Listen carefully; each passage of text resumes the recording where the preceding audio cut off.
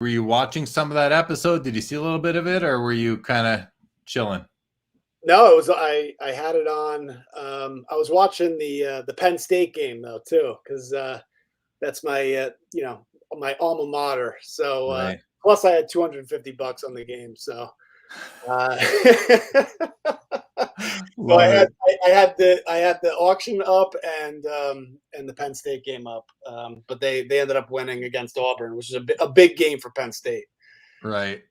So Right on. Right on. So, I mean, I always have so much fun doing that episode. Adam's a great co-host, and yeah, Eric comes on and helps out at the end. And that was fun, man. 175 lots, but that extended bidding is a lot of action in that extended bidding period for sure. Well, listen, man. I mean, it's great to have you here, Joe. Can I call you Joe? yes, please do. I Well, usually Jackify. So I'm gonna call you Silver. I think we're gonna just call you Silver. I thought I had a banner, like a ticker ready for you, but I don't. So I'm gonna just put on for everyone who's watching right now. If you're not already a big fan of Joe, which I'm sure most of you are, subscribe to Joe on YouTube. And I'm just gonna put on his channel name. It is SilverJackify, all one word. Yep. That's somewhat important. So let me just put that up there. We'll have that scrolling for people to see. That's where you can find Joe. Joe, you're not an Instagram or a Twitter guy. You're a YouTube guy, right? Yeah, I've been on YouTube for about 6.5 years now, and that's pretty much all I've done. I tried to. I did a little bit of Instagram. I still I have an account that's incredibly stale, but I just do the YouTube thing. You know, it's been it's a great forum for me because I am sometimes very long-winded, and I like to get my points across. And it gives me the forum to if I want to talk about one particular card for 20 minutes, it gives me the forum to do it. And the cool thing is, I did this like 6+ years ago, thinking if there's just one person that watches, the video, and because I spent for years, I got back into the hobby and I'd show my wife, I'd be like, oh, hey, I picked up a card. She'd be like, I don't care. Yeah. And then I'd show some of my buddies and they'd be like, good for you. Like, they'd be like, good, good for you that you picked up a card. I was like, there's got to be somebody else out there that collects. And that's why I started to, show my collection. I was like, oh man, like even if I get like 20 views on YouTube, it would be awesome. And then that first video where I did my top 50 cards ended up getting like 50,000 views. And then ever since then, I've been, if people are going to watch and the community is amazing, as you know, everyone is so incredibly positive. And so I have no reason to go to any other community. Everyone's just so awesome in the YouTube community. And, that's where I've made my home. So let's talk about that for a second, the community, because that's why I met you. That's how we met. We were fortunate, at least I feel that way, to meet at the National last month. Yep. And we met at the Lowe's Hotel. It was the Thursday night. Our friend Filmington organized an event in the lounge there, and we were both there. And there was one point where all the YouTubers got together and took this big picture, and you and I were both at the back of the row. And as we're everyone's putting their arms around each other, you're like, hey man, we should do something. I'm like, yeah, for sure, come on my show, sort of thing. And that's how we met. Was during the picture taking of, like, there had to be at least 50 people in that picture. What looks like a team photo sort of thing. Right. Do you remember that? Yeah, no. The crazy thing is, 2 years ago it was in Chicago, and there was a bunch of YouTubers that got, and it was like 30 YouTubers. We all got a picture together, and I made a point of this in my recap video at the National. The huge difference wasn't the fact that we ended up doing the same picture, and of course there were more YouTubers, but I'm sure, as you saw, the amount of people that were in that lobby 2 years ago, it was just the 30 of us. It was empty. Besides that, it was just, I was blown away by the turnout that we saw.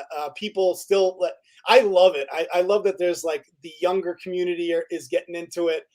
I saw a lot of younger kids, like setting up their own table after the show and wheeling and dealing. And I thought it was so cool to see that. And but yeah, and you and I saw each other at the National. It's a great way to meet and everyone's so it's so great, and it's a great like opportunity to, you know, if you want some advice on like, should I buy this card? I'm looking at getting this, or I'm looking for this card. Can somebody help me? You got like 40, 50 people that you can kind of enlist to help you out. I've actually used that in the last couple of Nationals. I'd be like, hey, I'm looking for this card, and then somebody will pull me aside and be like, hey, you know, you like the National is so huge, you kind of need all those eyes and ears helping you out.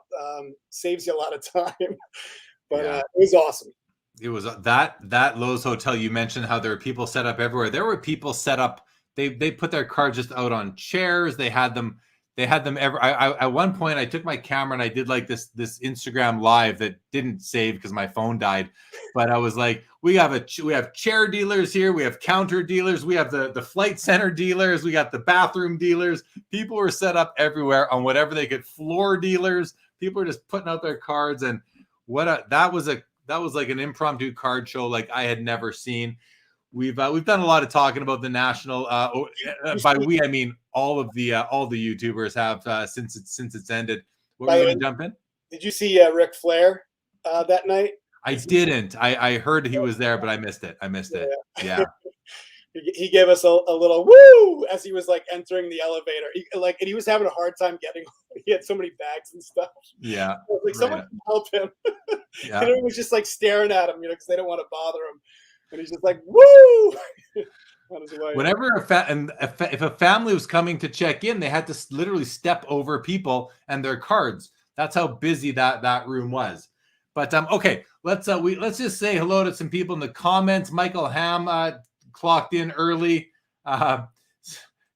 Carlisle Road says they're so still because we weren't on the screen. We got Pepino Man. Yeah, we were still doing the auction. Good morning from India, Jahan. Great to see you. Hey, look at that. Andy's here. She blinded me with refractors. Great to have you. Tyler's a big fan of Joe. Troy in the house. Birds on the Bat says, rumor has it Joe sold the very house he sits in to buy that SGC7 Mickey Mantle. I'm this close to waking up my wife and telling her that we need to sell the house and buy that SGC7 Mantle. That Mantle was gorgeous. Wasn't it? Absolutely. Yeah. Absolutely. So Skeppy wants to know, Joe, do you know who Ken Stabler is? No. I'm a baseball guy, so Ken Stabler. Yes. There we go. Me and Joe, we have it in common too. We're not big fans of Ken Stabler. Parlay J, can't wait to subscribe to SilverJackify. I heard he's a beast. Yes. Yes, he is. He subscribed. He does. Jay was the one of my buddies that went with me to the National. So right on. Yeah. Yeah. Hello, Parlay J. Great to have you. Tyler wants to know, what does SilverJackify mean? I can't believe I didn't think to ask this question. What's the meaning behind your YouTube handle? So it's kind of a weird thing.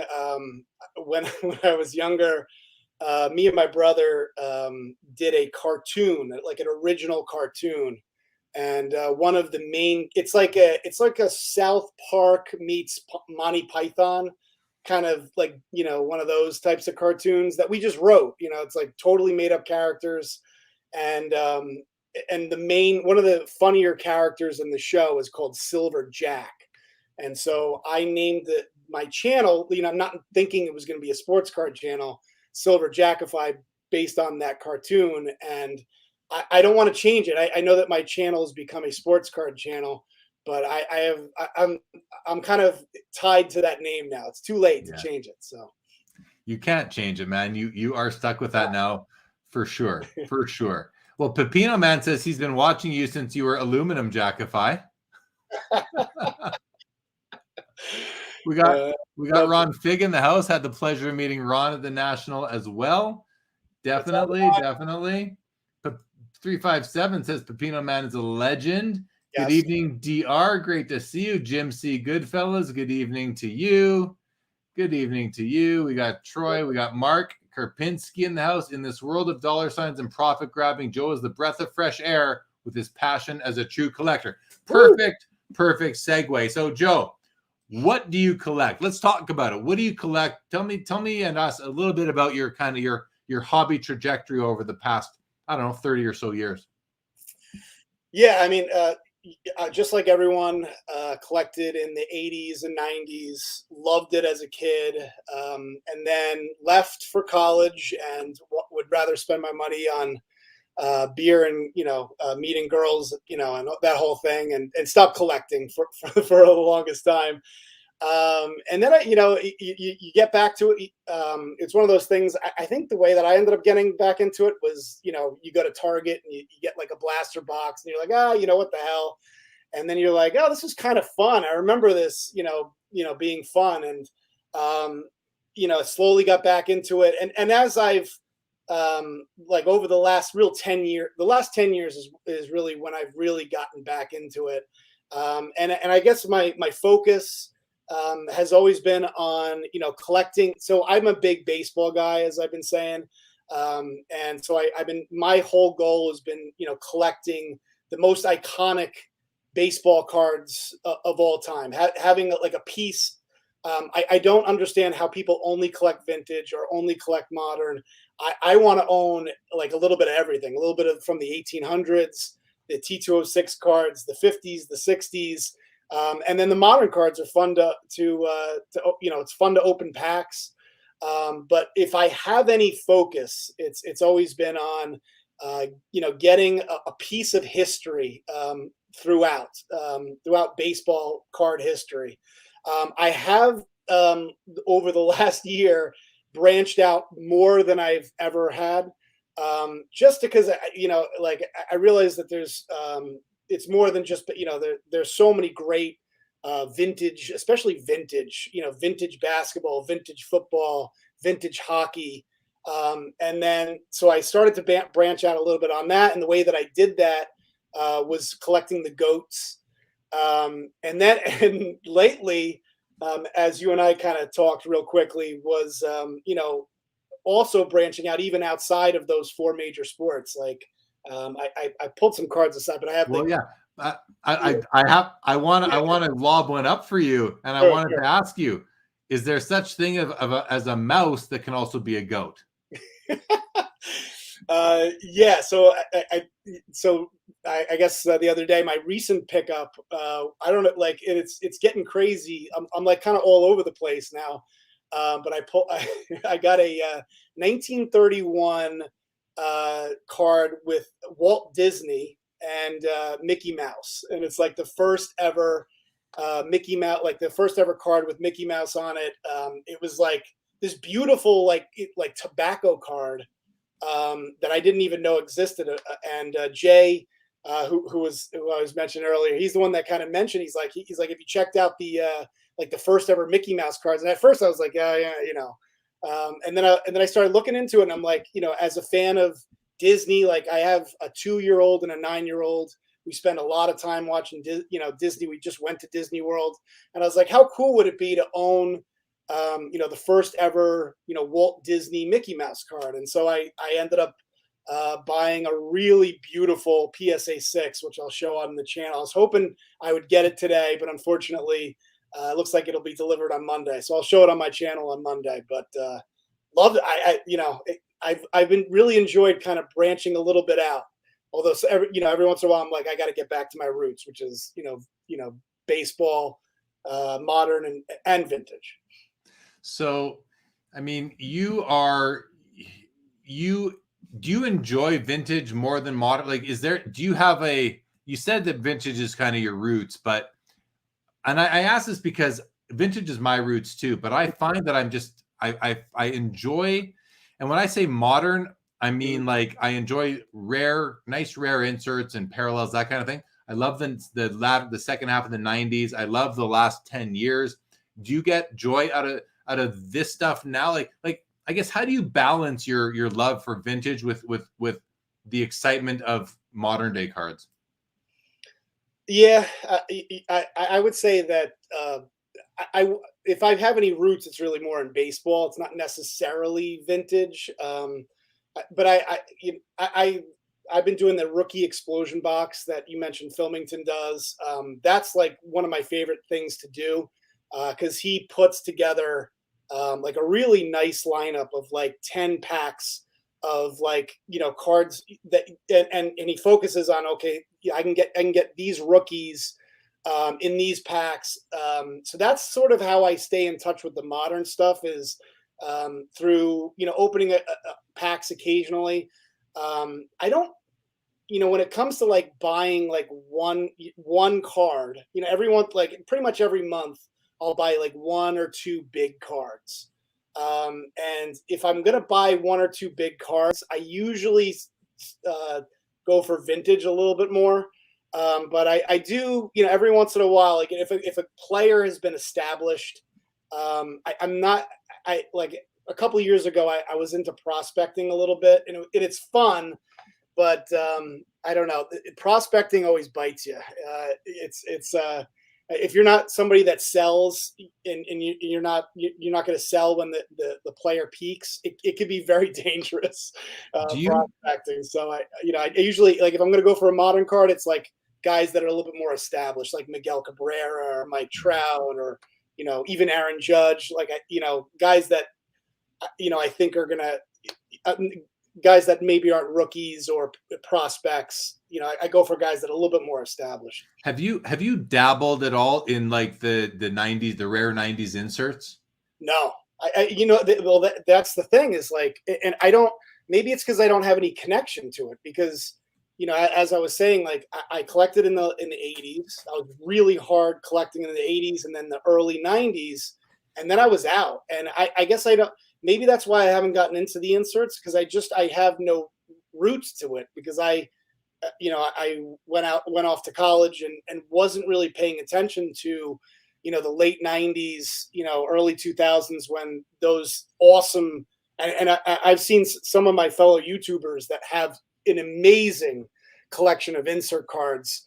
And while I think they're really cool, I don't connect with them the way, I'd rather, I've been buying a lot of 80s cards like Tiffany, and they have to be a PSA 10, but I haven't connected as much to the inserts at all.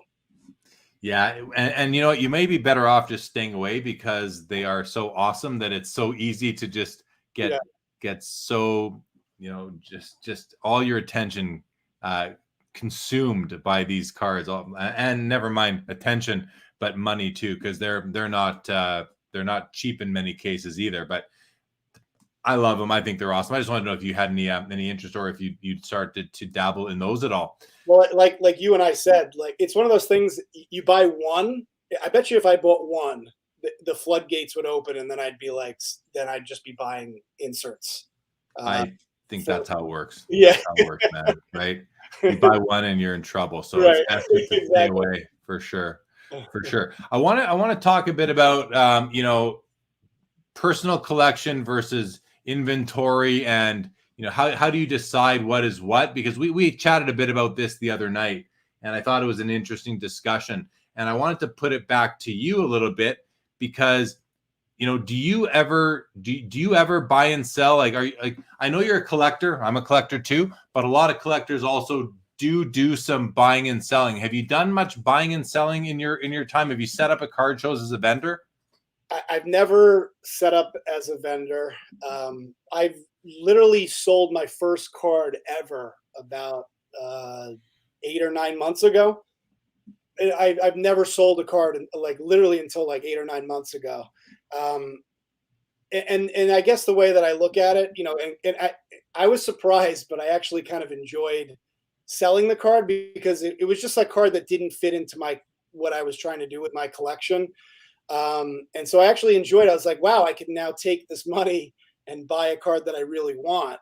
And I actually, now that I've done it, I actually highly encourage those of you out there that have never sold a card to, if you have a cards that don't fit into your collection and you don't really look at them that often, they're kind of like collecting dust. Like, why not take that, sell it, and then use that to buy cards that you really do want. It's a really simple philosophy for me. I look at the card and I say to myself, if I were to sell this, would I have any interest in buying it again in the future? And if the answer is yes, then don't sell it. But if you are okay with, if you're saying like, okay, if I sell this card, I would have no interest in buying it again in the future, why not sell it? Because you clearly, it's not a card that you really need for your collection. And the beauty is that like it's added like a little bit of extra funds for cards that I really do want. So I've actually enjoyed the process of selling. And the weird thing about it, like, I've never once told anybody on YouTube what my eBay channel is, because I don't want to take advantage of my YouTube subscribers, thinking that, okay, well, I don't know. I've had a weird thing with, like, I don't want to take advantage of my subscribers in any way. I feel like I have a connection with them, and they've been so like positive. Like all the videos that I do, I'll get like, so many likes, very dislikes. All the comments are so positive, and I don't want to, use that to like make money. Like, I've never asked for somebody to contribute to Patreon, or here's my eBay store. Go, now that you like my channel, why don't you go overpay for a card? So I've actually, it's a weird thing. I've kept it kind of quiet that I sell a couple of cards on eBay, and if people ask, "Are you selling?" I never respond, because I don't want them to buy because I'm YouTuber. I want them, like, if they buy a card from me, like, I want it to be like, I don't want to like take advantage of my subscribers in any way, which is, I don't know if that's strange, but that's something. No, man. Yeah. I think that's why people like you so much. I mean, you have lots of subscribers too. Like, what, I don't know, 10, 11, 12,000, something like that. Yeah, 11,100 subscribers. Not that I'm counting or anything. Yeah, that's a really big number. I mean, there's bigger YouTubers out there, of course, but we're in the sports card niche, and there's not a ton that have over 10,000. I would think there's maybe only a couple that are over 100,000. So yeah, and it's been awesome. Like, and I don't post that often. Like, and that's what's been so amazing for me, is that why people are subscribing to my channel and watching my videos. I don't know if I totally understand, but because I don't post that often. I've got a 2-year-old and a 9-year-old that take up a lot of my time, and I try to post quality stuff, and I've been doing it for a long time, but I've only done probably like 150 videos or something like that. So the fact that I have so many people that, and loyal, people too, that like watch every video and post comments, it's awesome. I love it. Right on. Yeah. Okay, I have the next topic I want to go into with you, but we're gonna get to the comments first and just address a few of them. Say hi to some people. Joe Perot says that he enjoyed your top 10 hottest coldest drop the other day. Nice. Really, really good stuff there. Jim C. Goodfellas, I've been subscribed for Silver for a long time. I think the algorithm showed him to me because he's a Yankees guy. That's pretty cool. And 357 wants to know, do you still have the yellow Hogan rookie card and the Tim Duncan rookie card? I do. I actually pulled out the Hogan. It's somewhere over here. I don't know if we're going to get to a show and tell at all, but we will. Birds on the Bat says that you need to buy a Charizard now. So let me ask you this. You mentioned to me that you have some Star Wars. You like some Star Wars cards. You bought the Mickey Mouse Walt Disney card. You love your baseball. Where do you stand on a card like a Charizard, which obviously has hobby significance as far as cardboard goes? It has even made its way into the sports card. It's impacted sports card collectors. I was bitten by the bug very briefly. How about you? Where do you stand on this? No, I absolutely. And that, like, this is a card that I'm very interested in. I don't know if it's top 10 cards I'm looking at right now, but it's definitely something I could see buying in the future. I've definitely, and the thing is, I don't collect Pokemon. I never did. But it's one of those cards. It's actually kind of a really cool card that I see all the time, and I'm like, I don't know. It's like it's weird. It's like the more you see a card, the more you want it, and I know. you know, and I have that problem where like if I see a card enough, I start to go, okay, you know, if I'm gonna be, you know, if I'm gonna own the most iconic cards of all time, how could how could the Charizard not be in that collection? It's almost like a missing piece. So I definitely could see at some point buying that card, even though I have no connection to Pokemon at all. And you see, that's it. That's it at the end right there. Is that it's just amazing how a card like that has infiltrated us sports card people to the point where both of us, you know, and I do have a Charizard, not the first edition and all that fancy stuff, but I did buy some without having any connection to it, Joe. But then what I did was I thought, well, hey, I felt like a bit of an imposter. So I went, Joe, and I watched I watched the first one of the movies and the first episodes of the cartoon, and I ended up selling them because I'm like, I just could not identify with it at all. And I thought, now I do. I sold them. I had 3 of the Charizards, the common one, and I'm going to keep one for the same reason that you want one of the cards, because it's an important card, and there will be nostalgia even for me because I've had episodes about Pokemon last year, and so there will be some nostalgia. And let's face it, like you said, it's a significant thing. But isn't it funny how guys like us can get sucked into that without having, like, I never played the game as a kid, without having any nostalgic connection to it? I don't know. It's one of the, like, if I do end up buying that, it'll just be that one card. It'll just be like, no, I can't imagine anything else, but just having the one main card. I don't know. To represent the whole genre, right. I hear you. Like as you know, you're probably going to hate this, but this is the only card that I own hockey wise. I don't own any other hockey cards, but I had to own the Wayne Gretzky because you gotta own the Wayne Gretzky. He's the greatest of all time. So I'm glad you own at least the Gretzky, you know, and that I won't say proves my point, but it kind of lends to something I've always said, that is, you know, if you're a serious collector of Hall of Famers or important cards, important players, and you are willing to go outside of your, you know, your real sweet spot, like for you baseball, for me hockey, like I'm willing to go outside of that because I find them all interesting. But the fact that you have that card just tells me that, you know, you're one of these people who, like me, believes that there are some cards that every collector, I don't want to say should have, because I don't want to tell anyone what they should have, but I'm not, you know, there are some cards that any open-minded, broad-thinking collector should have, and that's definitely one of them. So I'm happy to see that you have that card. Kind of like, you know, I never understood, you know, there's those PSA, I forget what they're called, but the registries, I guess.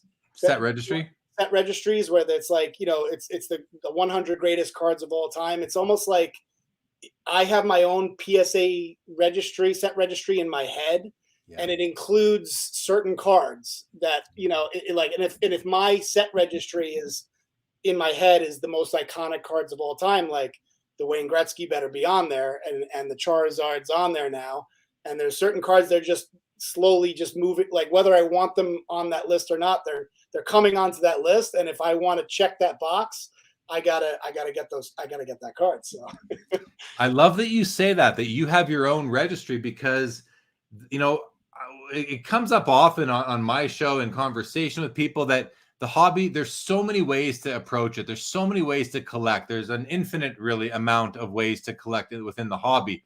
And, you know, what I like about the PSA set registry is that it did allow people to kind of focus on certain themes within, like whether it's a team or all-star game or award winners, whatever it is.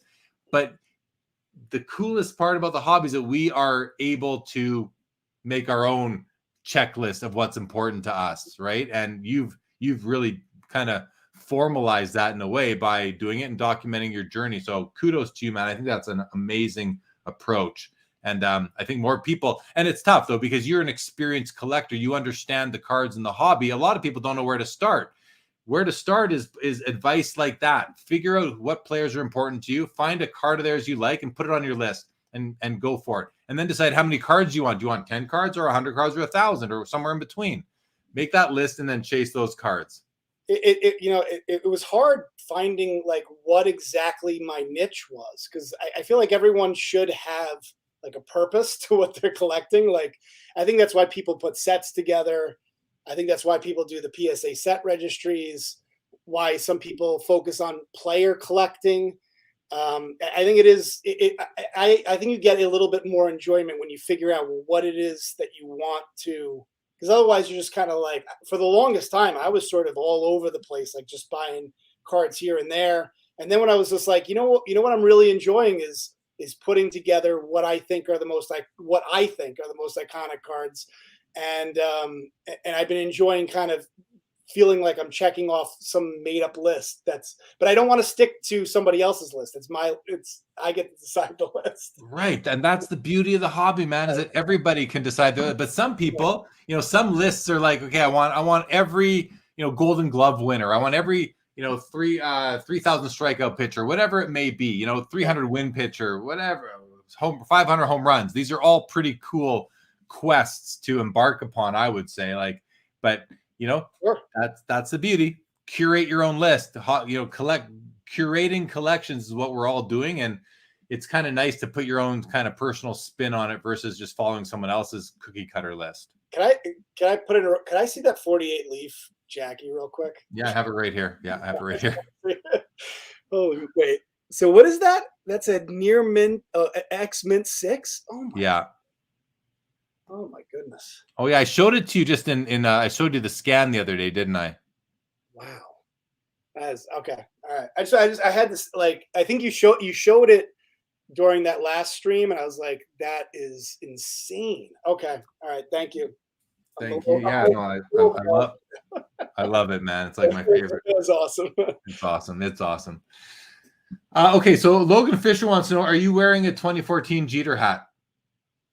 It is a Jeter hat.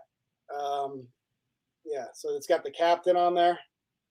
Got number 2 on the side. I don't know if it's a 2014 hat. Might be. I think it might be. It might be. Canadian Cards wants to know, what about Brian Taylor? I think it was Brian with an E too, wasn't it? Brian with an E? Yes. I have the gold auto.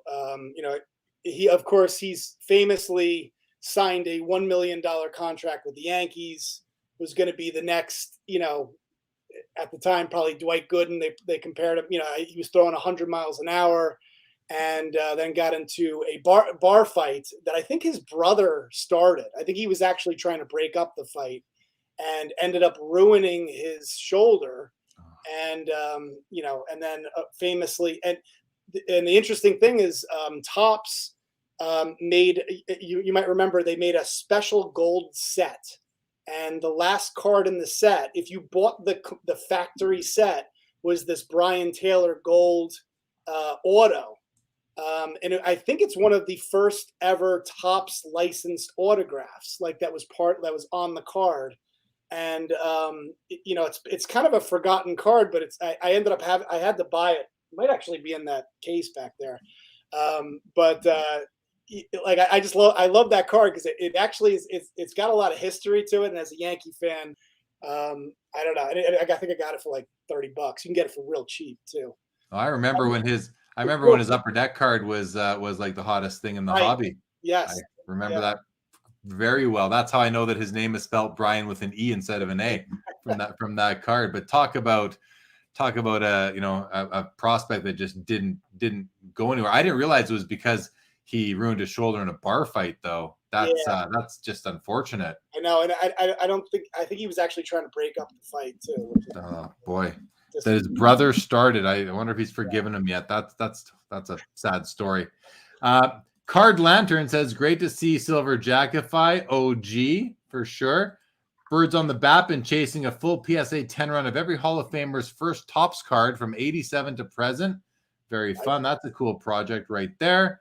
357, born in 1977, collected in the 80s, stopped early 90s, got back in 2019. So I can relate to Joe as far as 90s insert. So, I mean, that's my story. You know, I collected from like 1980 until 1994, slowed down, and then in 2000 I got back in, and I've been hardcore ever since. So I took like that second half of the 90s off, and now it's like my favorite era of sports cards. And what's cool is that while I don't remember buying those packs, I was buying very sporadically in that second half of the 90s, I'm discovering it all now as if it's brand new, which has been really cool for me. And I started that in about 2018, I'd say. So it's pretty cool. Yeah, you got a good. I always think about how I wish I had gotten back in earlier. It took me a while. Like I got back in around 2010. So you got back in 2000. Yeah. I always think about like the opportunities I missed out on by, I took such a long hiatus, but even when I got back in, I was kind of casually in for a little bit. I'm sure everyone thinks in their head all the cards they could have gotten, if they had gotten earlier. Of course, dude. That's awesome. Yeah. We all do. I mean, I was never out, but I was certainly not, putting together sets and chasing down all the rookie cards. I was still in, but I wasn't hardcore like I was for the other 40 years I've been doing, 35 years I've been doing this. Pepino Man says SilverJackify has a secret double life as an eBay dealer. And again, this comment's about 15 minutes old, so I apologize for that. But let's get through the comments.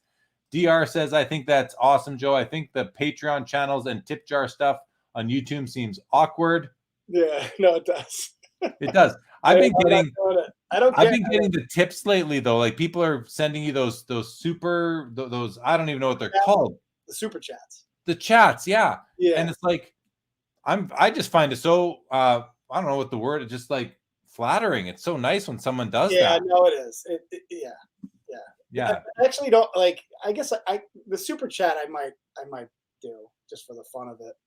And you can't control it anyway, right? I think if it's on, and it's something that just comes. But I go live like once a year on my channel, so if I turn on super chat and somebody wants to throw me $2, and I'll actually pay attention to because all the comments are like I can't pay attention, but I'll pay attention to a super chat.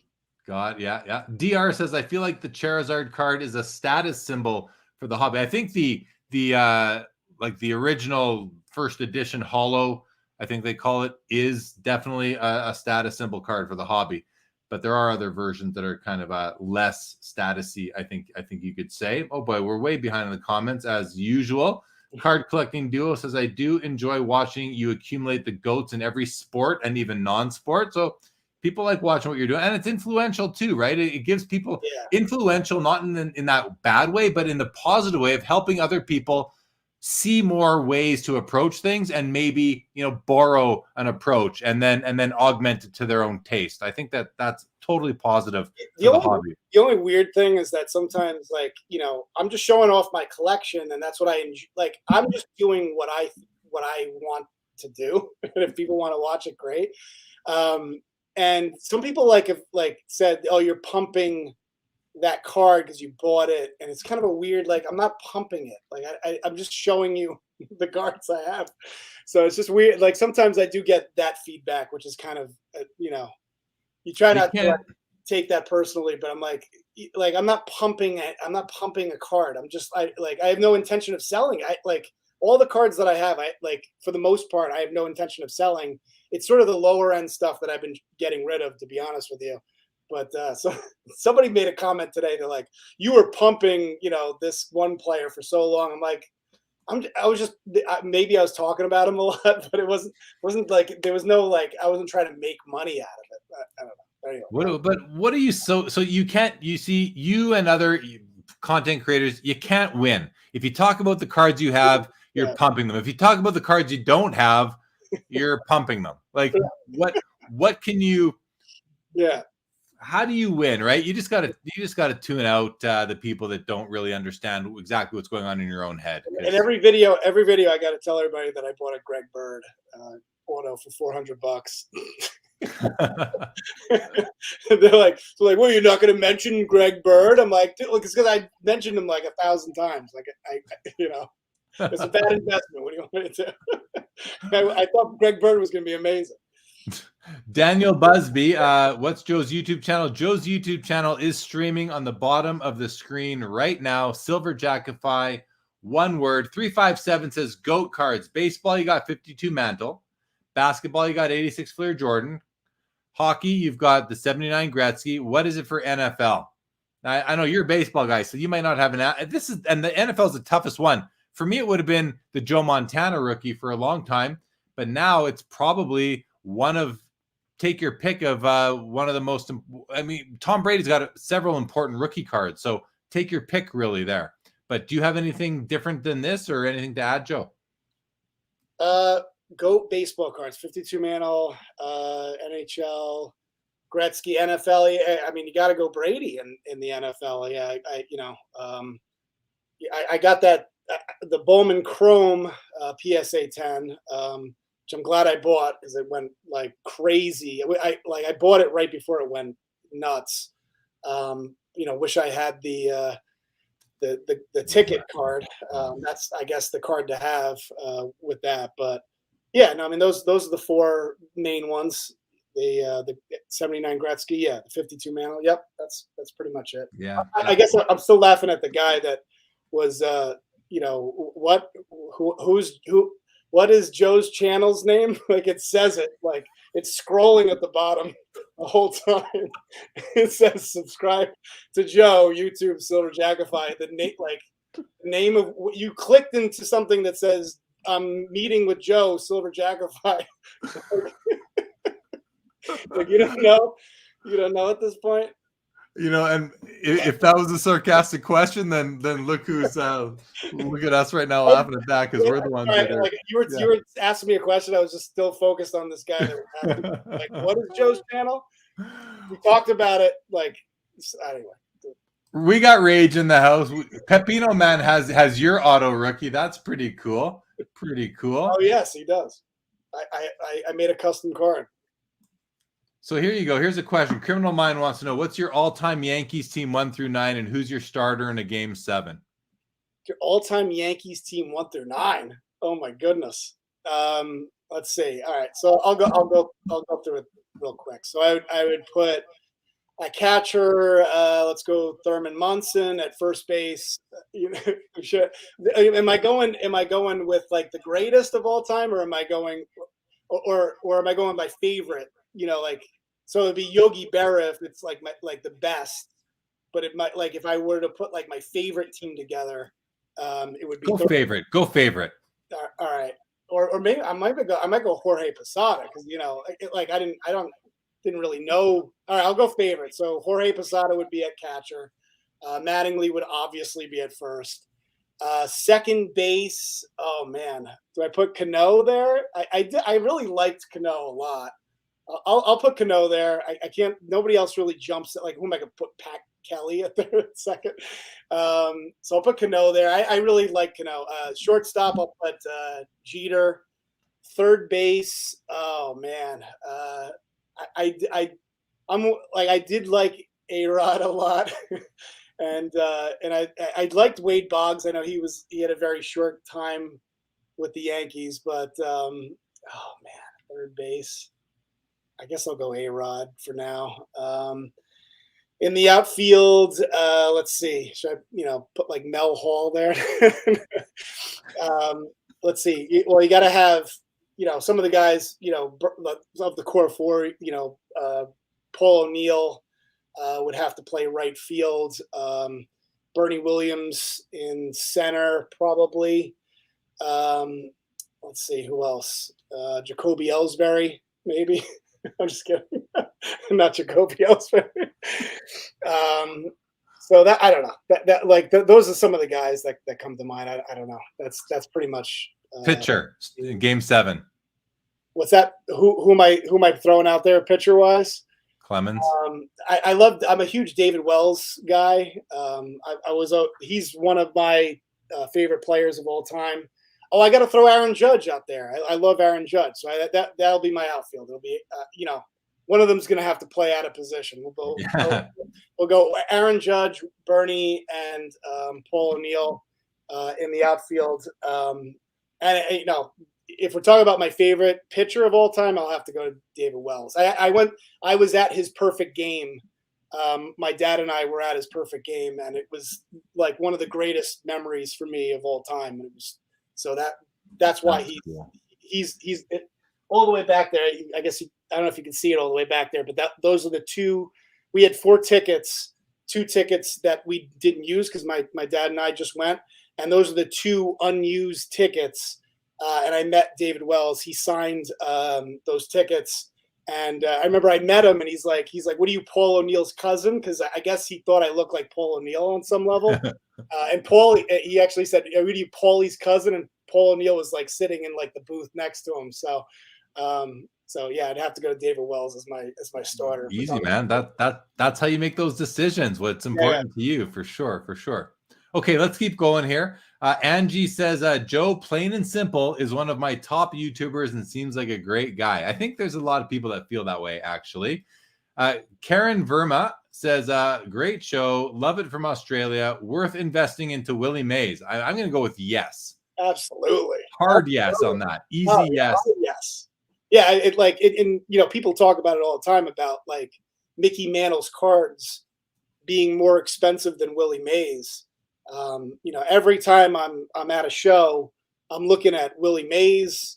I bought a Roberto Clemente recently. I actually think he's undervalued just because of his impact to the game. And Willie Mays, Jackie Robinson, all those guys that the impact that they had to the game.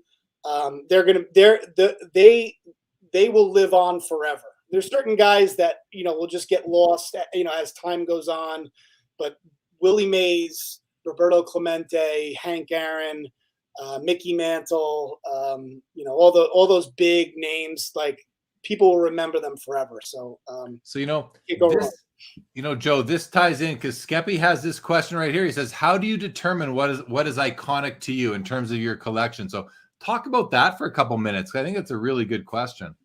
That's a tough question to answer because everyone has their own definition of what is iconic. This is going to be a very strange way to answer that question, but I get this magazine every month, and one of the things that I do is I look at what's being advertised. Every month I go, okay, well, what are some of the cards that people are talking about, and showing, are featuring, like if somebody wants to sell their, whatever the hell they're trying to sell, what are they showing on here? Okay, here they're showing a Gretzky, a Bobby Orr, and a Connor McDavid. So I kind of put that in my head, and I over time I'm like, okay, I make note of that. Okay, but it's that I spend a lot of time on blowout message boards. I see what people are talking about there.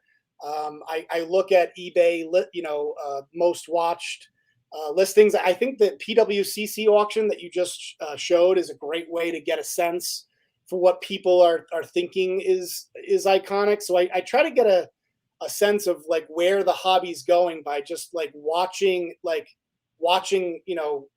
magazine, looking at what's being advertised in magazines, what's being advertised, what are the most watched cards on eBay? Yeah. What are the PWCC auctions? What are the cards that are going for millions of dollars? And of course I can't afford that stuff, but maybe I look at maybe a lower grade of that card, or the second year card of that guy. So anyway, that's sort of kind of a weird answer to that question, but it's kind of impossible to define, but that's how I do it. I just pay attention. I'm always trying to learn, always the blow. I'm a huge fan of Blowout because the people on there are incredibly, smart, and they do tons of research. So you can learn a lot from those message boards, and then watching other YouTube channels. Like what are they talking about? So I learn a lot from other YouTubers. So very cool. Angie says, are you a Rangers fan? Now we know you only have a Gretzky rookie as far as hockey cards go, but curious, are you a Rangers fan or an Islanders fan, or? I guess I'm more of a Devils fan. I grew up in New Jersey, so and we're like the only team left that's willing to say that they're from New Jersey. Like the Giants and Jets, even though they play in New Jersey, are not like they're still the New York giant. And then we used to have the New Jersey Nets, but they're like, well, let's get out of New Jersey. They moved to Brooklyn. So, in terms of hockey, I got to go with the only team left of the four major sports, that's still in New Jersey, the New Jersey Devils. Nice. Oh, I like that answer. Stay healthy says, I love Brady rookies, but every collector should have a Joe Montana rookie card. That's one I agree with. Like that's one of those cards. That card was the football card to own for 20 years. Yeah. Literally. I have that here somewhere. I pull. Oh, here it is. There's the Montana. I actually bought this about a year ago, ungraded, and it came back as an 8, which I was pretty happy about. I think the crazy thing with these, with the market is I think I bought that card for like $100, and it, coming back as a PSA 8 is pretty awesome. But I do love this card. This is an awesome, iconic card.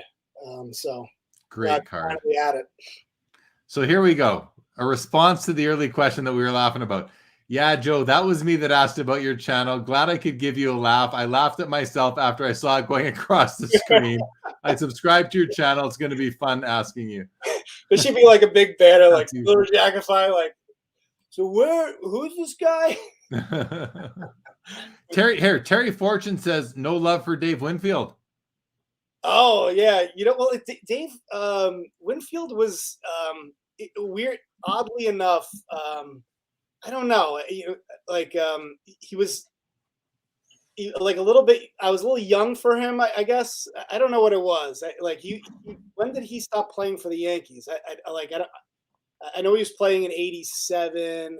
Like I guess I was old enough to see him play. I don't know. I was a big Don Mattingly fan, I guess is the way to explain it. I loved Mattingly. I know Mattingly and Winfield battled it out for the batting title in 1985. And so maybe that was part of it. Maybe I was just like such a Donnie baseball fan that I was just like, well, screw Winfield trying to take that title away from Mattingly. So who knows? I like Winfield because he played for the Blue Jays and he was there for one, if not both of those championships in the early 90s. So he became I like his rookie card. I have that card, I think, in a PSA. I bought the Winfield rookie about a year ago. You got one? Yeah. I think I got it in like an 8 or a 9 or something like that. I got like a real high grade Winfield rookie. Here, Jahan wants to know, what basketball cards do you have in your collection? I not much. I think you were talking. One thing that I thought was interesting, you were doing that PWCC auction, and you kept talking about the Star, but you didn't mention this card, the Nike promo, 85 Nike promo. What do you think about this card? I only have a few oversized cards like that in my collection, like cards that need big slabs like that, like the Joe Namath rookie, the Lou Alcindor rookie. Those cards. I'm not a big fan of oversized card. Yeah, that one there. I love that card. Yeah, it's a really cool card. But I'm not a huge fan of oversized cards. So to me, to be honest, I don't love it. I don't love the aesthetics of it. To me, it's like, the 86 Fleer is what the hobby just kind of accepts as the rookie. You've got the Star 101 as the XRC that a lot of people think is the rookie. And then you've got that one that you just showed. But, I don't really have that. I don't know much about it. I've talked about it a little bit, and I have an understanding of how it was distributed, although I've heard a couple different stories on that. But from your perspective, why is it iconic, and why is it in your collection? The Star? No, the Nike promo that you just showed. What do you mean? Sorry. It is in my collection. It's right here. Yeah, so it's iconic. Is it a card that's iconic to you? Ooh, is it iconic? No, I guess not yet, but it's getting there. I mean, like it's I know the Star and the Nike are getting there. It's and Jordan's the GOAT of basketball, and similar to the 52 Mantle, it's the 51 Bowman Mantle has become an iconic card. For a while it was just the 52 Mantle. I think the 86 Fleer, is not enough for Jordan. Jordan is just so like he is a bigger star than anybody that I can think of. So it's not enough to just have the 86 Fleer as as an iconic card. I know a lot of people are been talking about the 85 Star, the 85 Nike promo, looking at the 87 cards as well. So, but I don't think they're there yet. But I think they're going to get there eventually. So might as well pick them up now if you can afford it. Yeah, it's a cool piece. It's a cool piece, but for me again, I like the standard size for most cards. So if there's an alternate, like there's a Gretzky Sportscaster, it's a big thing. It's like this big, and to me, I'll just stick with the nice compact rookie card. But cool card, cool piece. Angie wants to know, what YouTube channels does Joe like to watch, and if you want to share, what do you think of Elite Co 3? This might be Elite Co 3. We don't know. Angie's been around for a while, but for all I know, Angie's actually Elite Co 3. He logged in as Angie. No, I think Alico is he's definitely one of the. I only watch like the problem is I don't know if you face the same problem, Jeremy, but it's like it's hard, full time job, 2 kids. If I have any free time, I try to dedicate it to making like 1 or 2 videos per week if I can get to it. So, but the Alico is definitely one of the guys. Mike, who I see is on here. The two of us, a lot of the guys that Jeremy that you mentioned in that picture that we took at the National, those are pretty much the guys that I watch. I pretty much stick to if you were to somehow take that picture and then say, Joe, what do you watch? I'd be like, yeah, those guys that are for the most part in that picture. Those are the guys that I'm closest with. In Alico 3 is one of those guys. And so, those are the guys I like. If I can find the time to watch, I try to watch those guys. It's been interesting that, with the, baseball, with the sports card market taking off the way it has, it's been interesting to see, like, there's a lot of really, really good content that's being created that, wasn't there before. Like, that's like at another level. That's why I'm like surprised that anyone still watches my channel, because there's channels like that are sprouting up where it's like professional content, and it's hard. I'm just doing my thing in my basement, showing on my iPhone, and I'm like, I'm surprised that people still watch it, because there's some really good content that's sprung up over the last year. But the channels I watch are generally, if we could pull up that picture, it would be all those guys in that, those 30 to 40 YouTubers that I meet with at the National that I'm closer with.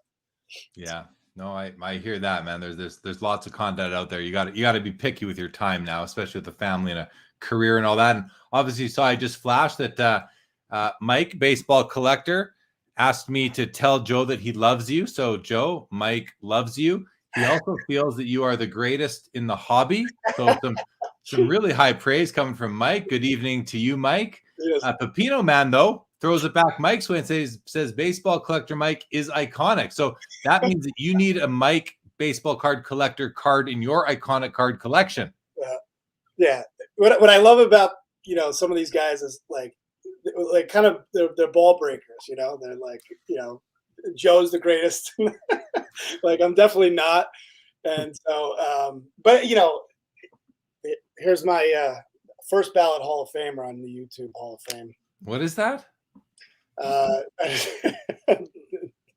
okay.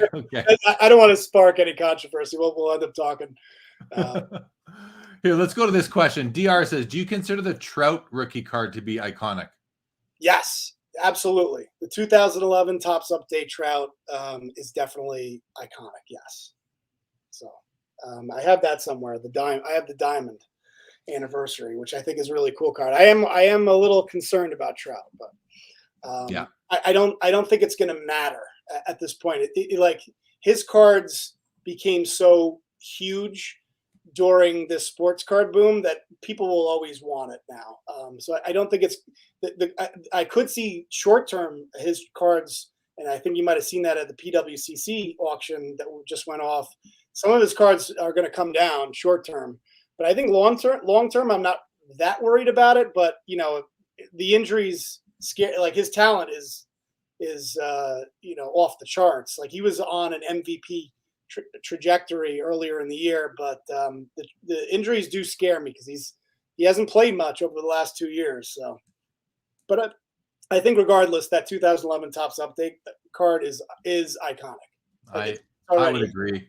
It's like it's different, but it's similar to even the Griffey Upper Deck rookie. They're kind of cards that are very, very they're out there. There's no shortage of them. A lot of people have them, and they're important to a lot of people that collect modern, iconic cards.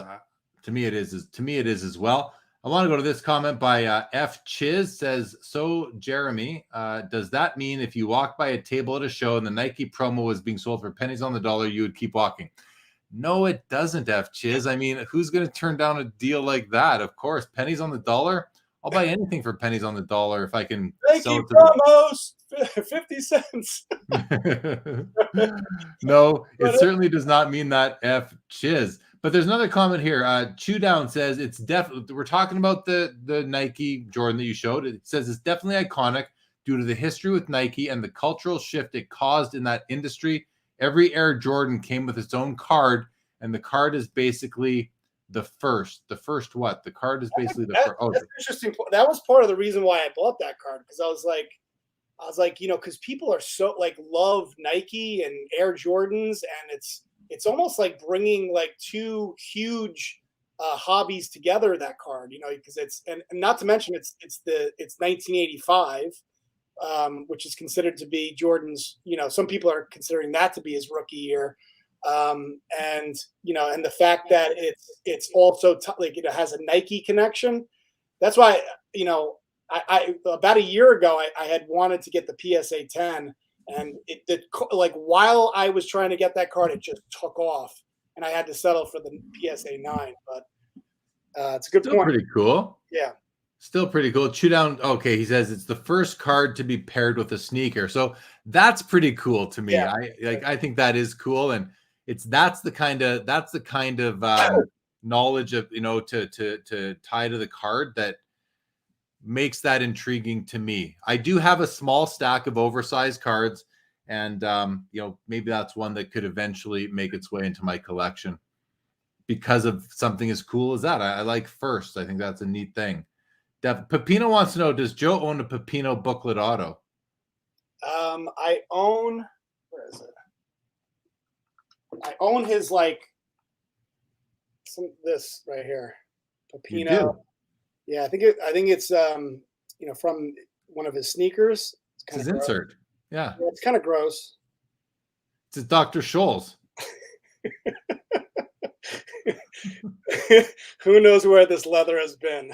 Yeah, no, and who wants to? Yeah. So here, Mike says that this is covering it, because if I touch, don't touch it. Don't touch it, Joe. Don't touch it. You might. I won't say that. Don't touch it. Baseball collector Mike says Trout could retire tomorrow and be a Hall of Famer. And to me, that right there is, and then you take the most sort of the common card, the commodity card of that player. It becomes iconic at that point, especially if he's already kind of, punched his ticket to the Hall of Fame.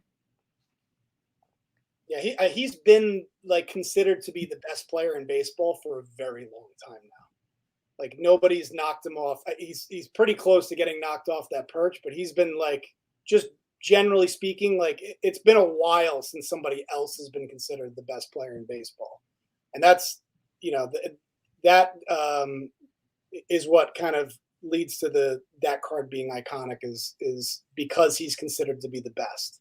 Yeah. And that's been the narrative for several years now too. Yeah. So it's not like it's a new thing. And as Mike says, he's already in the Hall of Fame for all intents and purposes. And that makes that card very, very important because of all the Hall of Fame collectors. What's so funny? Sorry, I thought I saw you laughing there. Let me let's go to this for a second, Joe. Grading, card grading. So some people like their cards graded, some don't. How do you approach grading for your personal collection? So, I was kind of against it in the beginning. And then I got kind of addicted to the process of, looking at some of my cards and like seeing what I think is gradable. And, been sending, I generally stick to the three main companies, PSA, SGC, and Beckett, mainly PSA. But I do like grading. I actually do think that they are good for the hobby. It makes things so much easier, in terms of like, especially if you're buying online, because I've been burned a couple of times where I bought cards that were ungraded, only to find, when you see them, and there's been cases where I've seen them in hand, like after I bought them online, and then I immediately, like, you see something that you didn't see on, based on the scans. And then I had to send it back. I've had situations where I didn't see the problem with the card, sent it off to grading, and then they were like, "Oh, this is a trimmed card," and then I look at it again, and I'm like, "Oh, I didn't see that at first." So I actually, like, I know a lot. It kind of gets a bad rap sometimes, but I do like, it brings you a little bit of more. I know it's not perfect. And I think a lot of people expect that grading to be perfect, and it, until it's done 100% by technology, it never will be. It's done by the human eye, but I still feel like it's better than when it eBay, when it if you look back 15, 20 years ago, and nothing was graded, and you couldn't really tell the difference between like a mint card versus a near mint card. And it has in certain cases gotten a little crazy, like the idea of certain cards, like it'll be like a 10 versus a PSA 9, literally going for like tens of thousands of dollars in terms of difference. I think you were mentioning this earlier with the Mickey Mantle, the 52 Mantle. Two cards, one card that was graded lower that you would rather have. So I think, but I kind of still like that you could still, as a buyer, say, okay, this one was graded as a 3, this one's a 2, but I like the 2 better, so I'm willing to pay more for the 2, or whatever. That's still up to you. I still think it has a place in the hobby. So yeah. So, and I agree. That was the case with those the 52 Drops Mickey Mantles tonight on the PWCC Premier Auction. There was a 2.5 and the 3, and the 2.5 was clearly a nicer card just from from the scan, from eye appeal. So I would have paid more, and I think it ended up selling for more than the 3. I have to go back and confirm that, but last I saw, it did. It should. Yeah, for sure it should. For sure it should. Especially for vintage, because it's.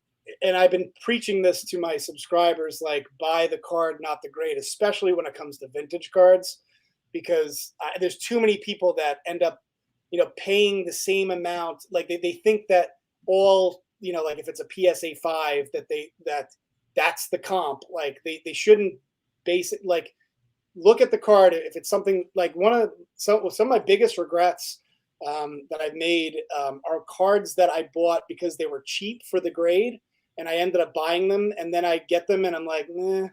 Like I have a Willie Mays rookie. I think you mentioned that earlier. It's one of my least favorite cards in my collection because it's way off center. I don't like it. It's way off center, and I bought it because I got a good price for it. And I don't know. It doesn't. I thought about selling it because I just don't like the way it looks. If I could find it, I'd love to see it. Here it is. It's not too bad. It's just it's a PSA 3. It's off center, top to bottom. It's not too bad, I guess. It's not too bad. The centering's not too bad. It doesn't have that line going down the middle of it. Right. Anyway, I'm pretty picky when it comes to eye appeal. Like I expect like every card to look like this Pee Wee Reese that I picked up at the National.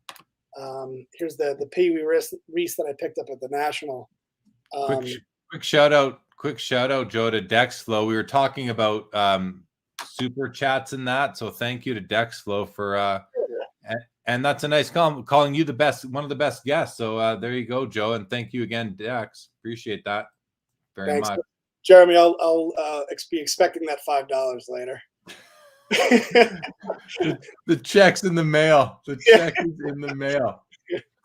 So you told us what was one of your least favorite cards in your collection, being that what I thought was a pretty darn nice Willie Mays, but your buddy Parlay J you have one of two things you can do. You can either tell us what your favorite card in your collection is, or you can play us a tune on that guitar in the background. It's actually totally out of tune.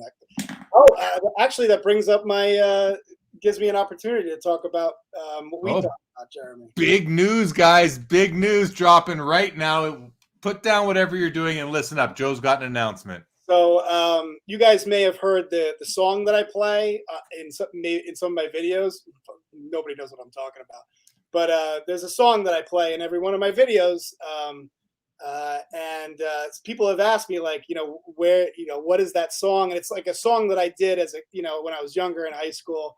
And I recently found out you could, like, I was in a band growing up, and there was no way to, like, I have my songs on a CD, and there was no way to, like, distribute it. But now with technology, you could distribute, like, we spent a bunch of money at a studio recording these songs, putting it on a CD, and I used to hand it out to people. But now with technology, I was able to kind of, put the album together on a distributor website called TuneCore. They're going to put it on iTunes and Spotify and all these different, I don't know. I thought it was cool. And my album from my high school band is our album's going to drop on November 1st. So you'll be able to, if you want to check out my album that I put together when I was in high school, you can go beginning November 1st. I'm sorry, October 1st, not November 1st. You'll be able to put in The Peak, which is the name of my band, and you can download my music on, like, iTunes and Spotify. It'll be on all the so anyway, check it out. So Joe, I got to ask you, with the hundreds of thousands, if not millions of dollars you're going to make from your album, what cards are you going to start to buy? Hopefully I can afford a 87 Topps Cal Daniels with all the money I'm going to be making off that. Okay, I want to go I like this question from DR. He says, Joe, what's the one thing that has surprised you about the hobby or your relationship with the hobby over the last few years? Oh, and I mentioned it earlier. It has to be the community. I'm blown away that, like, I thought this hobby was dead. I have to be honest. I don't know if you guys thought this way. I thought this hobby was dead. There was 7 years ago. I got back and really started getting back into collecting, and there was nobody to share it with. I was trying to tell people about it. Nobody gave it. They were like, okay, whatever.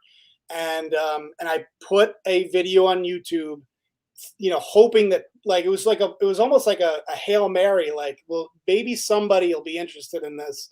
And the fact that there's I don't even know how many people are watching this, but I know, Jeremy, you had almost like 200 people watching that PW. Like, I think it's so awesome that there's so many people that are into this, that young people, like, I'm blown away that there's actually young people getting back into the hobby again. I don't think everyone really appreciates how much this hobby has turned over the last 10 years from, like, nobody caring.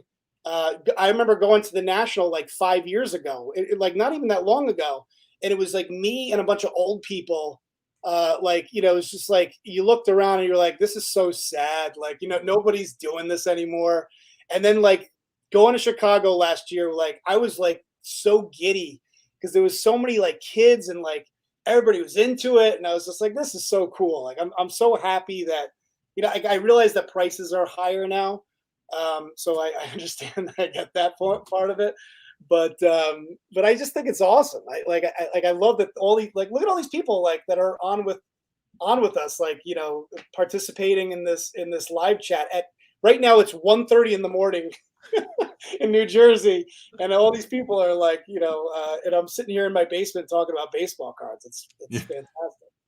It's such a great hobby that brings people together now, and the technology certainly helps to facilitate that. I mean, without social media, YouTube's come a long way. Like, without live stream software, the ability to do this as simply as we do now, like, it really helps to facilitate this.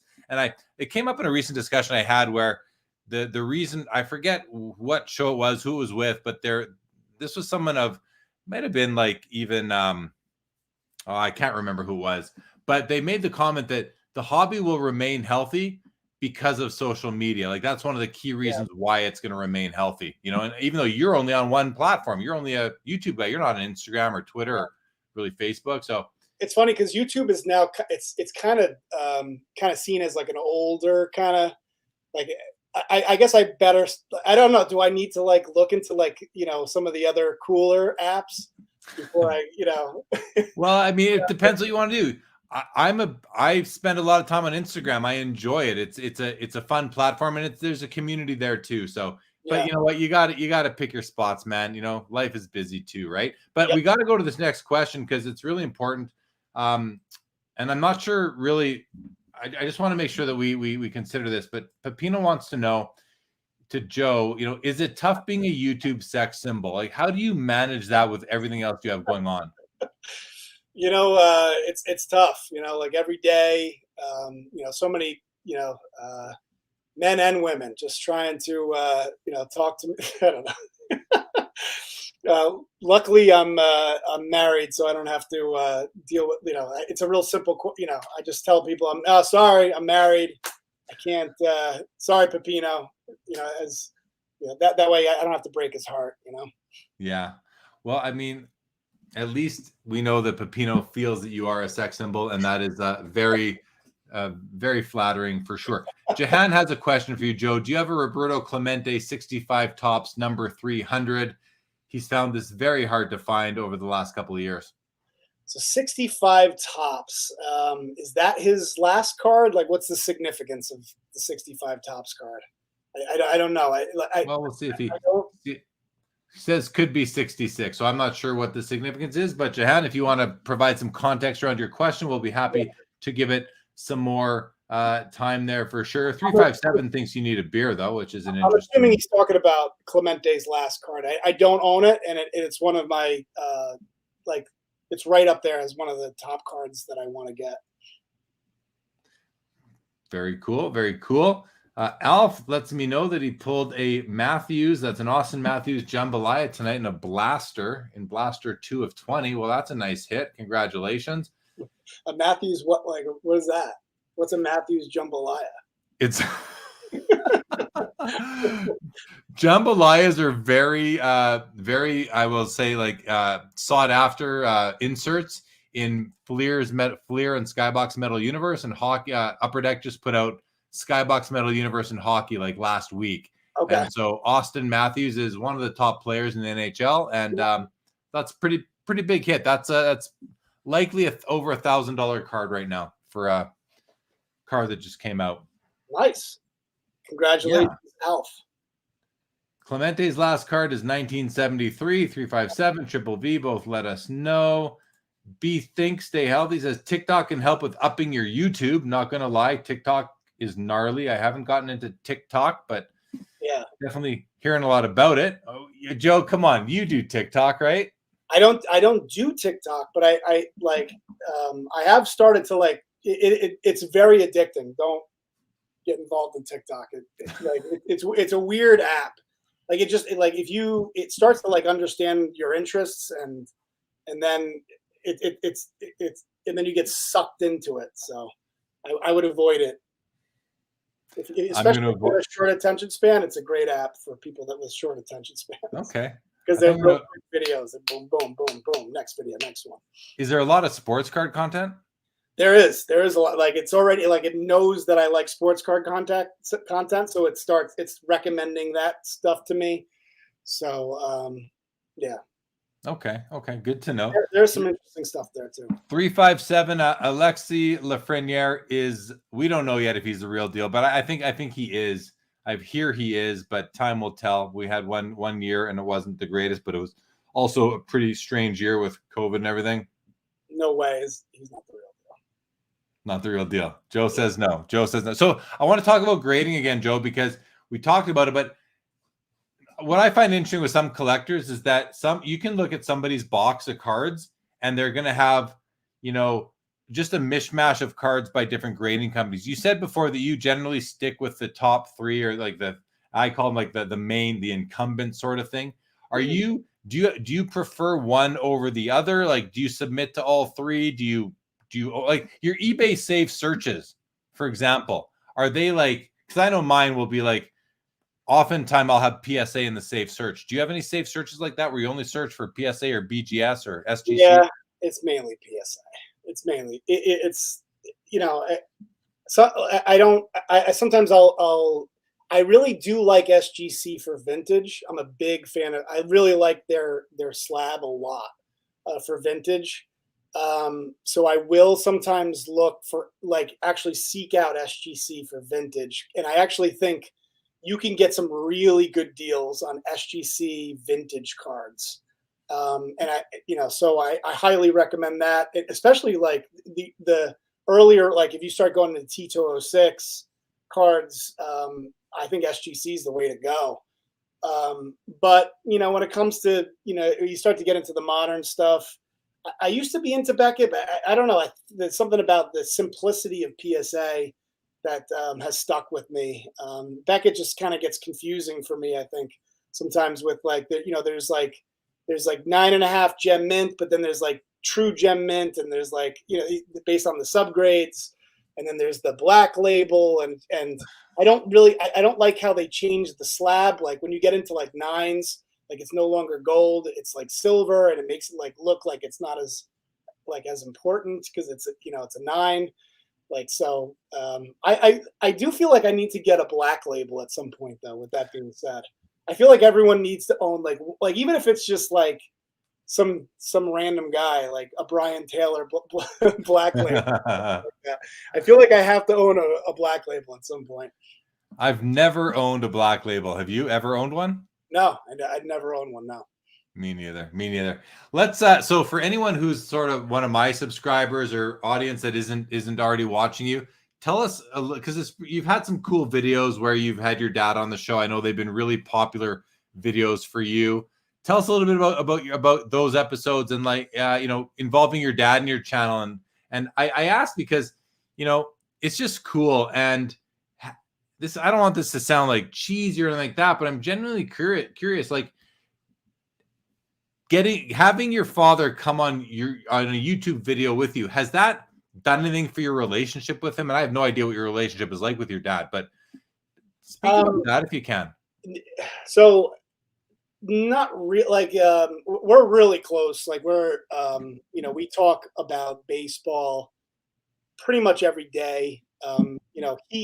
He actually was an Indians fan growing up. I know they're not the Indians anymore.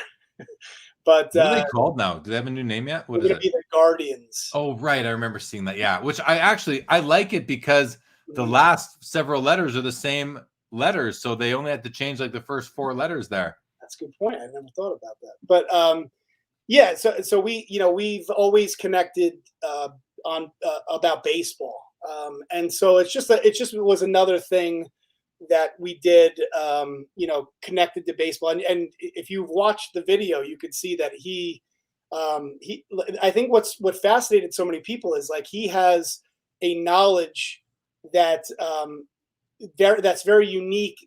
Like he has memories of seeing the shot heard around the world and seeing Mickey Mantle, and like I've never saw any of these players play. But he has, and he's one of those guys too, where he used, like, still to this day, will walk up to anybody. He's met so many players. Like I don't know about you, but I have a weird thing where like I don't want to bother celebrities. If they are eating dinner. my dad would just like, if he sees a celebrity, he just walks right over to him, and he's just like I have DiMaggio's autograph because he went over to DiMaggio while he was eating at this restaurant, asked him to sign the autograph. The thing got smeared, and then like 30 minutes later, he saw that it was smeared, and he went over to DiMaggio again, and he's like, "Can I get another autograph?" Because it was, So, I know he's met George Steinbrenner in the elevator. He's met Joe Namath at a bar and asked him, asked him about the women he was dating. So he's got some really cool stories that I'm like, I gotta get you on this. Like, he doesn't even know what I'm doing. Like, I talk about like I'm on the YouTube, and he's like, well, YouTube? Like, what is YouTube? Like, what are you doing? And I remember as a kid, he didn't know how to use, how to turn on the VCR. So it's like, he barely knows. Like, I had to show him how he could go onto eBay and buy a 52 Tops card. So like, I don't think like, the two of us being on YouTube together, like, I don't think he totally understands like what we did. Like, he was like, yeah, sure, I'll do this with you. And, and I'm like, Dad, we have like 40,000 views, and everyone I talk to, they're like, they don't even want to meet me. They want to meet you. Like, I met so many people at the National, like, where's your dad? I'm like, I'm sorry, my dad's not here. Yeah, but yeah, I mean, like, it was like another cool bonding experience, but it's not like, we've always connected on, baseball and, the history of the game and all that stuff. So that's cool. Yeah. You mentioned to me that you've got a lot of subscribers on YouTube. You've had a couple videos sort of go viral. What about them caused them to go viral? So and when I say what I said, hobby viral, like, right? Our version of viral, like, 50,000, 40,000 views, like in our little niche, that's a lot, I think. And especially, again, me doing this in my basement with my iPhone, the fact that somebody would watch like 50,000 views for that. I think a big part of it, of course, is the title. Sometimes, like, you got to grab them with something that's right now, my most popular video was a video I did of the top 10 error cards of all time. So I've always been like, I've grabbed people's attention with like top 10 kind of things. And I feel like I do a decent amount of research. Like I don't just, like, when I did that top 10 error cards, I didn't just like turn on my camera and just start, rattling off 10 error cards. Like, I put some like research into what, looking on message boards and, putting together what, based on my opinion, what I thought the top 10 error cards of all time were. And if whatever, and I've done similar things like that. Where you put up a catchy, question or, a phrase, and people gravitate towards that. So I think that's probably, what caused it. And then if you put out like a decent, quality content, YouTube will start recommending it to other people. And so I think that's what happened. All right. Good advice. Good advice. Yeah. Angie, I'm just noticing the comments here. Angie says she wants to ask me a favor. Try to get more people like Joe on my show. Yeah, good luck with that. Will do, Angie. Or are you Elite Co 3? Will do. Oh, will do. Right. Hey, I did say nice things about Elite Co 3, so he might be just like, Exactly. Oh, I noticed this comment. Tyler says, Joe, shh, don't be telling people about the deals on SGC cards. Yep, he knows. Pepino made a comment here. He said, my dad would disown me if he saw my YouTube channel. Probably would. I'm surprised you haven't been banned from YouTube. Mercer85 says, Joe, thoughts on Soto? Oh yeah, he's had a really, like, so he started off slow and he had some injury concerns earlier in the year. He's on my fantasy baseball team. He's been fantastic. He's been one of the best, if not the best player in the second half of the season. Guy's been, he's proving that he's absolutely legitimate. I would have no problem putting big money into Juan Soto. So there's one other sort of item that we had sort of discussed the other day that I wanted to talk about with you tonight, because I thought it was really interesting. We were talking about like our horizon as far as our collecting goes, because we talked about how, you know, you don't sell your cards. You've sold, you know, your first card 8 or 9 months ago, but you know, and what we were sort of talking about was how prices go up and down, values go up and down, you know, sometimes in this hobby daily. Like we've seen that over the last year and a half. But, you know, does that impact you and your collection? Do the day-to-day fluctuations of the value of cards that you own, how do you feel about that? And kind of speak to it in terms of your horizon within how long you hope to own your cards. So, so first off, I've been very honest with the people on my channel that I find the movement of card values to be incredibly fascinating. I've always found it to be fascinating. Like, it's what drew me, honestly, what part of what drew me to collecting was the Beckett guides and looking at the up and down arrows and being able to see, like, I was like, it was always fun for me to and then the cool part of like buying a player and then seeing if you're right about it, and then if and if the card price went up, you're like, it was like justifying your smart decision. But at the end of the day, that's part of the reason why I collect iconic cards, is because of the fact that one thing that we learned from the 80s and 90s crash was that 99% of your cards are going to probably be worthless one day. But there's going to be that 1% that, because everyone thinks, okay, all the cards that we collected as kids are all worthless. Well, not necessarily if you collected the right cards. Like, if you collected if you look at the chart of the 52 Topps Mantle, it would just go like up, up, up, up, up. It has never gone down. It just goes up and up every year. And that's part of the reason why I collect what I think are the most iconic cards, not only because I enjoy those cards, but also because if I'm going to spend big money on cards, they better as hell be long-term, good investments in the event that I need to sell. And as long as you are being smart about, and like I recommend that everyone kind of do this, put your money into the 1%. Try, if you have any interest, I know a lot of people don't care about the value of cards, and they're just, they want to collect, and that's very admirable.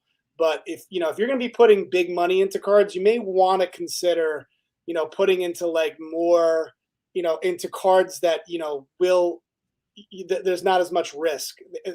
There's so many cards, and we learned this, just recently, like so many cards that people submitted to PSA, they're getting them back, and even they're coming back as a PSA 10, and they're worth like $15. They're worth less than the amount that it took to get them graded. And you got to be careful, like, and those cards are going to keep going down. It's not like they're going to go up. Nobody cares that you have like a Gavin Lux rookie and a PSA 9. Like, that's not the cards.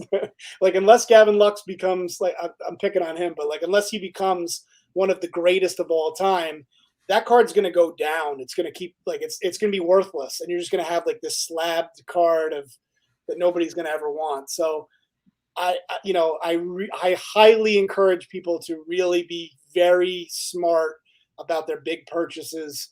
Focus on the greats, focus on, the iconic cards, and try to get yourself out of those prospecting, those lower end cards that eventually will be worthless, to be honest with you. I always feel bad. Like, every time I talk to somebody, like, I don't know, Jeremy, I'm sure this happens to you, Jeremy. Like, you ever talk to a buddy that you, like, they find out that you collect, and they go, "Oh, dude, I got to show you my collection." And like, I just go, "No, I don't want to see your collection," because I know what it's going to be. They're going to show me their collection, and then I have to give them this horrible news that it's absolutely worthless.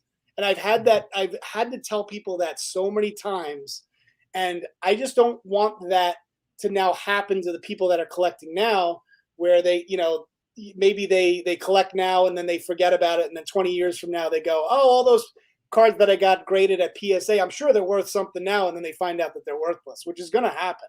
It's all cyclical. So it I'm just happened. trying to learn from previous mistakes. Well, that's smart, man. And that's one thing we, veteran hobbyists like ourselves have, is we lived through the 80s, the 90s, and the last 20 years. So, but It happened to me today. I get an unsolicited text message or a Facebook message saying, can you talk to me about cards? I'm a friend. I was referred to you by Sammy. I'm like, okay, sure. So I phone this guy up, and he's like, I've got, and I feel bad for him. My friend passed away. I've got 30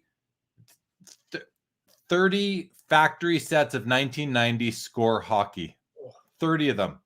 I'm like, yeah, what do you say? Like, yeah, they're probably worth about $20 each, if you can find someone who's willing to pay the shipping on them. But, if you're like, I said, they're going to be really hard for you to move. Maybe go to a shop, just tell the guy you're coming first. Don't just show up with them, because you might not even want them for free.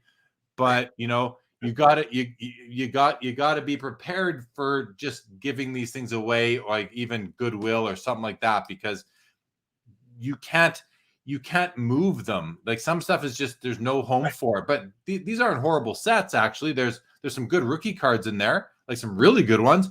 But still, you can buy this on eBay for $20 or $30.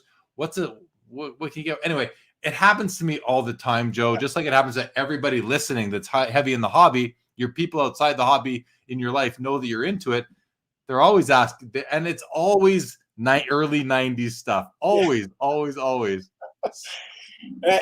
don't know about you, but I hate breaking bad news, because they're like, they think that they have like something special, and they're like, dude, I can't wait to show you. Oh, you're a bigot to collect. I'm like, oh, I don't even want to see it. I know exactly what it's going to be. I've gotten into the habit of just right out of the gate, I just said, yeah, it's worthless. I don't even try to sugarcoat it anymore. I rip the Band-Aid off quick. I say, you're talking about like Pro Set and Score and Upper Deck from the early night.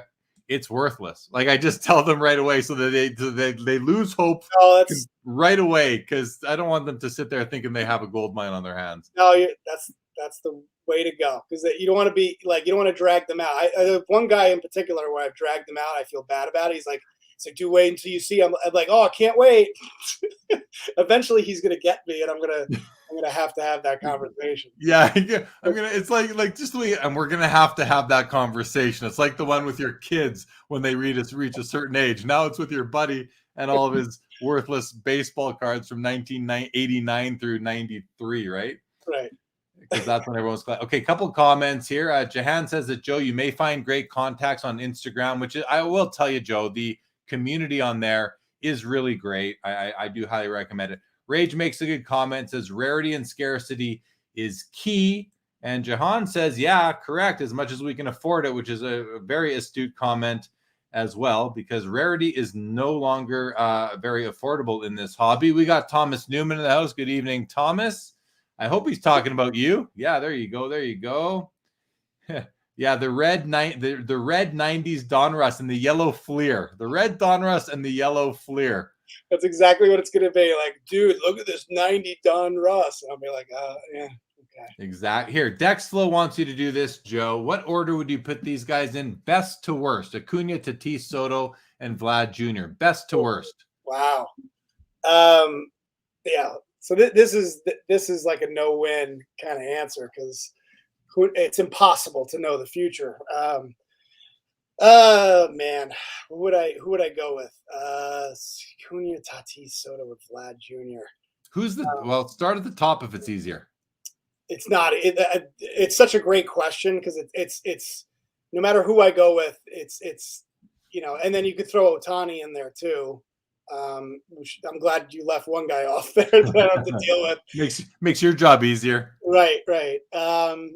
Man, I feel like Juan Soto's the safest bet, just because he's just, he's just such a great hitter that he's like, and he hasn't had too many problems with injuries, so I probably would put him at the top just because I feel like he's the safest one. And then, oh man, the Acuna scares me with the injuries. He's so talented. Acuna could be number one if he could stay healthy, but at the same time, I might have him at number 4 just because he scares me with. I feel like every year he gets injured, and sometimes he dogs it a little bit, and that scares me a little bit because I know collectors will take that, will put that aside and think about like, okay, he dogged it. So I'm going to put Acuna at number 4. I'll put Soto at number 1. Vlad and Tatis, that's tough. You know what? I'm going to go Vlad and then Tatis, and then I'll go Acuna. I really like. I've been very impressed with what Vlad's doing this year. Yeah, you can almost put Vlad number 1. I'll put Vlad number 2 for now because he's only done it. This is like his first year where he's like really put it together, but he's so young and he's got the name too. Oh man, maybe it's Vlad number 1. Maybe it's Vlad number. I thought you were going to put Vlad at number 1 just because of what's going on lately. But no, he might be number 1. But it's just like, he's only. This is like he finally put it together. Yeah. Nobody would have put Vlad even in this conversation until like you wouldn't put like going into this year. It would be Acuna, Tatis, Soto, and you wouldn't have Vlad or Ohtani in that conversation. So now the weird thing is putting Vlad at number 1 feels really weird for me because you wouldn't even have had Vlad or Ohtani even in the conversation. Fair. Well, there you go, Dex Flow. Thanks, Joe, for the comprehensive response. On behalf of I'm looking at Rockla Tex, and that's a fear too. Is like he's got the weight thing, and is he gonna fall apart when he gets a little bit older? And that's what I like about Soto. He's just kind of this, this compact. Sorry, I'm gonna end up spending like 20 minutes to figure out who's number 1. Okay, I'll roll through a few more here. A few more. What? There was one I want. Oh, here we go. I just want to say hi to Jeremy Allen. Collectors League says hello. Good evening. Pepino Man wants to let y'all know you can meet a lot of card collectors on Grindr if you're looking for another outlet. That's where you can do that. 70s Card Show says people are buying that junk. Thankfully, talking about those early 90s stuff now. Some people are going back to it. So, but how long will that? Is there really value there? Like, what is someone? I said to the guy, what do you do? I said, you're not going to want to go through the eBay process to get that $20 or $30. So what are you really going to do? Like the guy's not going to, it's not right. It's not even worth his time. So part of the problem too is, I feel like this is, and maybe this is just me, but I really believe that graders don't want to give out any more 10s. They've already given out enough 10s. It's very tough. Like even if a card is perfect, you send it off to PSA and they're not going to, maybe you get lucky and you get a 10, but it's just the odds are just not in your favor. And now the grading has gone up so much. It's like, because the value is now in getting it graded and hoping for that 10. So unless and that's part of the problem too, is people they show me their collection and it's like, they didn't take care of it. And so I'm like, there's no way you got any 10s in here. And then even if you do, it's like, is it worth the shot of sending it to get graded anymore? I don't know if it's even worth it. Like when it was $8 a card to get graded, you take that chance. No brainer. But now do you make that, I think I've heard PSA is going to open their doors back up very soon. At least that's the thought. Back in as early as October. But what is it going to be per card? I mean, I doubt it's going to be, $12 a card like it was about a year ago. It's probably going to be $40, $50 a card at the lowest service level. If they go to 12, they're going to get them. They're going to have another 10 million plus card backlog pretty quick at $12. Yeah. It's not bad. It's 100 million in revenue, but I guess when you can do half the work for more revenue or even less than that, it just tells you. They're getting submissions, and it was $200, $300 a card, and they're still getting submissions. So why reduce it to $8? Exactly. Why bother? Why bother at this point? All right, man. Well, listen, we're at the hour 46 mark, and what do you say? Anything else you want to chat about before we wind down, or are you good for the night? No, this was awesome. Yeah, it's like almost 2 a.m. Eastern time, and my son will probably wake me up in about 3 hours. So I should. Oh shit. Okay, well, let's. Okay, well, I wanted to keep going because this was just so much fun. So it's enjoyable, man. We'll get you back. I mean, if you're willing to come back on the show, I mean, we know that Angie Vokakis definitely wants you back. So I think I said that, I forget how to say the last name, Vokakis. But anyway, we've had a request, so you're welcome back, man. And we'll be in touch, and hopefully do that in the next little bit. But to everyone in the chat, thank you for tuning in. If you're listening to this on podcast, which I will load it up in a couple of days, thank you for listening. Hope you enjoyed SilverJackify. If you are not yet subscribe to his YouTube channel. Make sure to download his new album that's coming out. Actually, like the album's not very good. It's not. There's a sales pitch right there, guys. It's just not very good. It's actually kind of embarrassing. It's like, like I wrote about girls, it was like the lyrics are really embarrassing. I don't even know why I put it out there, but too funny. I don't know. I just figured, why not? Hey, Mal, you only live once. Thank you to Rage. Appreciate it. Thanks, Troy. Pepino, great to have you. Jeremy Allen, thank you. Alf, thank you for joining. Ian Undercover, good to see you. F Chiz, thanks for joining. Appreciate all you guys, all you gals for watching the show.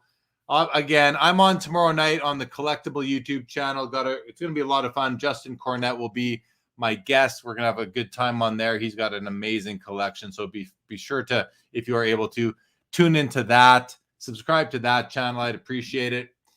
Otherwise, I'm back here next week, and look forward to seeing y'all.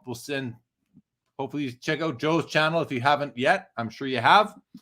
Joe, final comments from you, and then it is over. No, it was awesome. Jeremy, thanks for having me on. Actually, I enjoyed the PWCC auction. That was it was really fascinating to see some of, and you're looking at like fire cards too, which is awesome. You got to see some like really awesome cards, and then that lead in was actually kind of fun because I got into it and I brought out all these cards that I didn't get a chance to show, but like I was like, oh man, but it's the hobby's alive and well. So I thank you everybody for tuning in. I know it's like 2 a.m. on the East Coast, so for sure, man. Thanks for tuning in, guys. All right, thank you, Dex, Barbara Saloni. Thank you very much. Appreciate that. All right, everybody. Good night. Thanks for joining. Have a great Sunday tomorrow and a great week ahead.